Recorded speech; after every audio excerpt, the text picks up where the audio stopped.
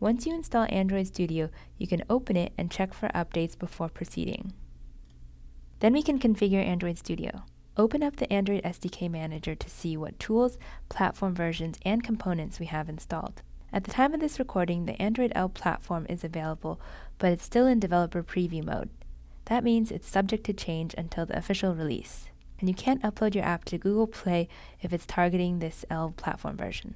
Hence, we want to use the latest stable platform version, which is KitKat or API level 19. API level 20 is for Android Wear or watches, and not for phones or tablets. Deselect all the other packages and just choose the ones for API level 19. We want the SDK as well as the system images for the emulator.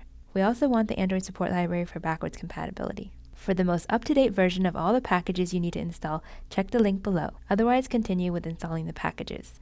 Accept the license and then install. Then we can click and create a new project. In the project wizard, we set the app name to be Sunshine.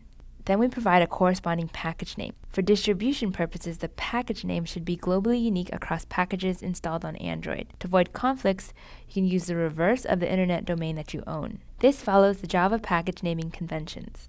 Note that we're also using the com.example namespace for our Sunshine app because it's a sample, but you cannot publish an app on Google Play that uses this namespace. Usually leaving the default package name that's suggested is fine. However, this class was originally filmed with an older version of Android Studio, which added the app module at the end of the package name. So go ahead and make this change now if you want your code to match the rest of the code in the course. Then we choose our project location and we hit Next. Now we need to choose our minimum SDK version. In previous versions of Android Studio, you would also have to select the target SDK.